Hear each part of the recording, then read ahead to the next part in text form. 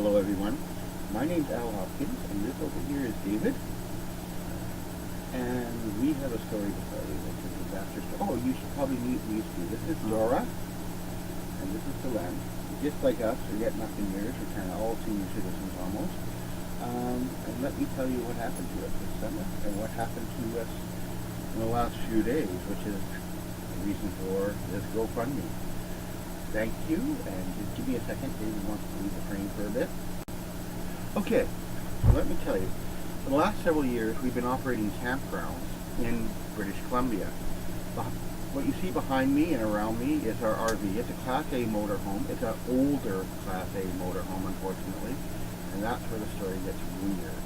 This spring, after spending all winter using our saved cash to make it through to our contract for this spring, we took a contract with a company working under the Ministry of the Environment to operate a provincial campground at 10 Mile Lake in the Caribou country of British Columbia. We went there fully expecting everything to go well all summer and for us to go away with $10,000, $20,000 in our pockets by the time we were finished. Unfortunately, what happened instead was when we got there, we ended up working with some people who, while calling themselves Christians, had no idea what it meant to be Christ-like. They basically harassed us day and night and eventually got us off the site in less than 14 days after they had quit and come back only as our part-time support. That's another whole story, and it's going to end up in front of the British Columbia Human Rights Commission within the next 2 years. Unfortunately, we ended up coming down to the coast so I could continue to meet my doctors and specialists. As you can see, this is my average medication basket for the day. And over here you'll see a scar from my pacemaker.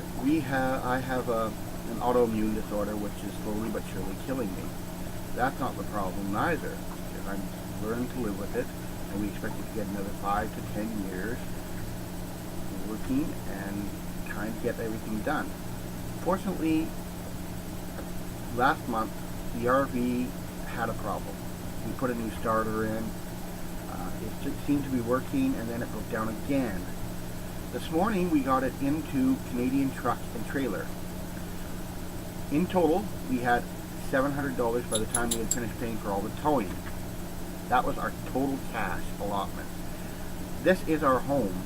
We live in it full time, and unfortunately we need it to stay alive. What ended up happening was a total disaster. When we got here, the mechanic cranked the engine and assured me that the crankshaft was working, so he then proceeded with the repair. Unfortunately, by the time he got done, the engine was totally seized. We ended up losing our engine and losing our home.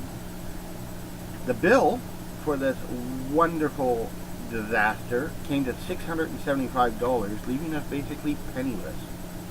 Fortunately, we also need the RV, or a RV, to proceed and try and get contracts for next spring and onward. To be honest, we were quite despondent from 3 o'clock on. It's now 9:30 here.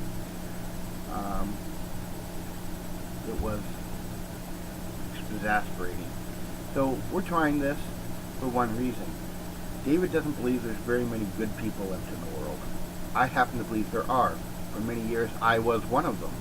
I gave away by operating drug treatment centers and group homes, and of course, as many of you know, I still try and teach silk screening to disabled youth.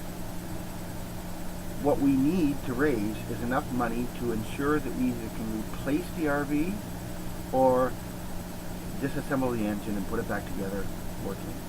That unfortunately comes to $5,000 to $7,000.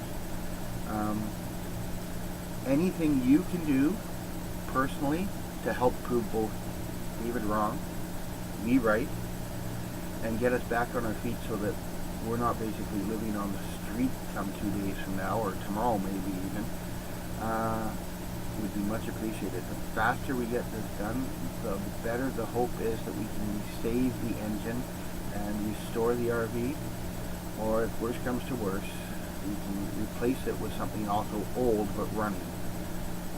Any help would be much appreciated. Thank you for your time.